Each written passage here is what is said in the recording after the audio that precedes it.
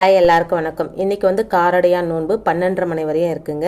காலையில் நான் குளித்து முடிச்சுட்டு எப்போவுமே வந்து காரடையான் நோன்பு அன்னைக்கு எங்கிட்ட இருக்கிற காமாட்சி அம்மன் விளக்க தான் அம்பிகை நினச்சி வழிபாடு பண்ணிப்பேங்க. காமாட்சி அம்மனுக்கு அழகாக அலங்காரம் பண்ணிவிட்டு நல்லெண்ணெய் விட்டு, இன்றைக்கி வந்து வியாழக்கிழமை அப்படின்றதுனால 5 ரூபா நாணயம் அதில் போட்டு ஒரு பிஞ்ச் அளவுக்கு ஜவ்வாது பவுட்ரு போடணுங்க. நல்லா வாசமாக இருக்கும். தீபம் எரியும் போது மஞ்சள் கலர் திரி போட்டு தீபம் ஏற்றிட்டு, அதோட எப்போவுமே மஞ்சள் குங்குமத்தோட தீர்க்க சுமங்கலியாக இருக்கணும் அப்படின்னு மனசார வேண்டிப்பேங்க.